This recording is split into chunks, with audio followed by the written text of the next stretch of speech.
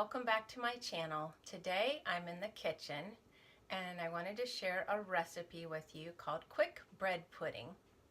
It's 26 degrees out today where I live, and when it gets cold out I just feel like baking. So I thought I would share this yummy recipe with you. It's actually my husband's recipe. He made this for me, and if you're like me, you may be thinking, ooh, bread pudding, that sounds soggy, gross. I don't think I want to try that. But if you stick with me, I think you'll be pleased. It is a yummy recipe. So first off, I'm going to be toasting 12 pieces of white bread. I already have the first couple toasted. I'll check back with you in a few minutes. I'm going to get that toasted. While the bread is toasting, I just wanted to mention to you that you wanted to preheat your oven to 350 degrees, and I'm going to show you the bowl and the prep for the bowl. This is one of my favorite bowls. It's a Pyrex bowl. Since I'm doubling the batch, I'm going to be using this bowl. And just a handy tip I found, when you butter your bowl or prep a casserole dish, whatever, I like to use the spray butter. It's quick and mess-free. So I'm going to go ahead and butter this dish for you.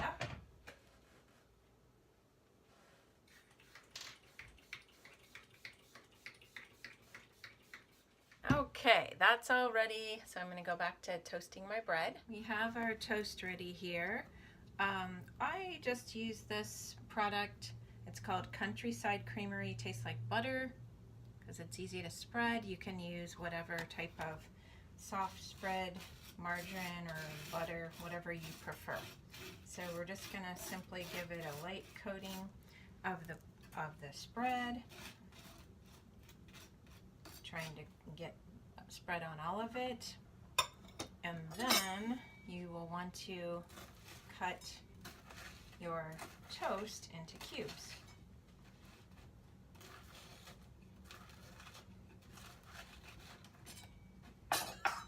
Simple as that.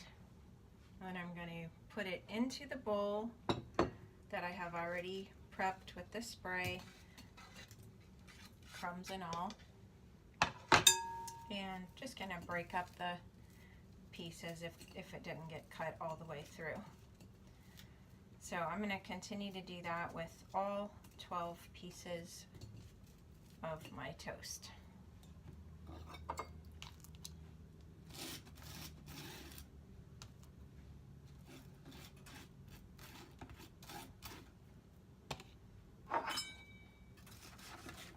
There's something very satisfying to me about baking on a cold winter day. The process of it, and then also the smells that's going to be filling my house soon. It has cinnamon in it, and I always love the smell of cinnamon when I'm baking. Okay, I'll check back with you for my next step. I'm going to go ahead and get that bread done. Okay, here's what we're looking like now with our project. I have all my 12 pieces of bread toasted, buttered, and cubed. And remember, you're putting that in a buttered dish. Okay, our next step, we are going to beat 4 eggs lightly. So I'm going to prep those now.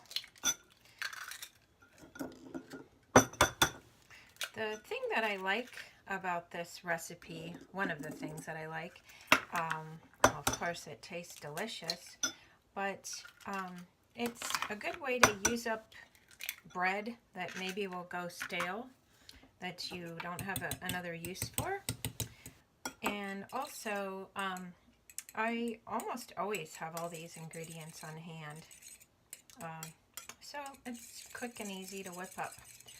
So here's my eggs beat up lightly. I'm going to use another mixing bowl, medium sized, pour those into, and this will be the base to what I'm going to add over top the bread.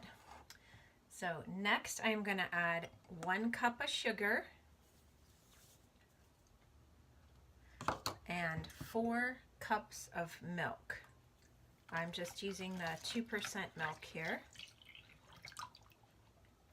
But you can use whatever milk that you prefer.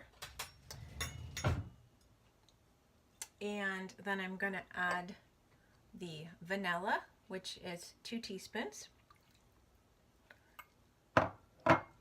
And mix all of this up well. My next step will be to pour this over the breadcrumbs.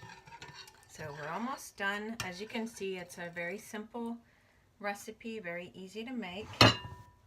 So next I'm just going to pour this mixture over my breadcrumbs. Just try to get the breadcrumbs all moistened as you pour it in. And your breadcrumbs will actually be kind of floating at this point in the recipe. Some of them will be floating on top. Just kind of like to push them down in and make sure that they're all moistened so that you don't have any dryness on top. My next step is going to be to sprinkle over the top 1 tablespoon and 1 tablespoon and 1 teaspoon of butter. Not sure why that's so hard to say. I already had it chunked up into wee little pieces. So just kind of spread that out over the top.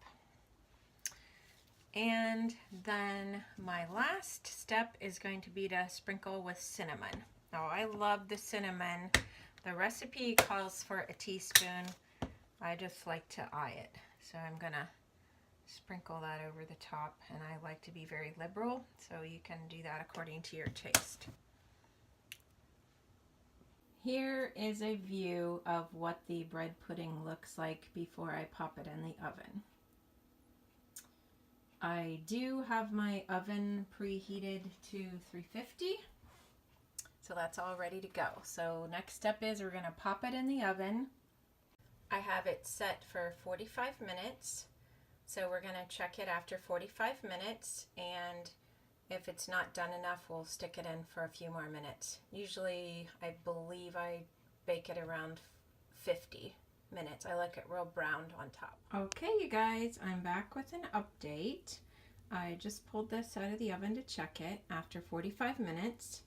I'm gonna kind of shake it, and you can see how it's a little wobbly.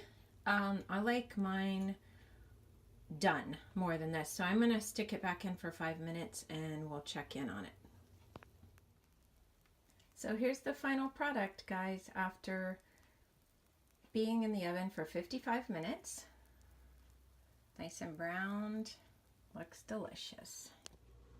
Thanks so much for watching my video on making the bread pudding. I hope that a lot of you will find a new favorite recipe. Give it a try and stay warm. Thanks for watching, and I'll see you in the next video. Bye-bye.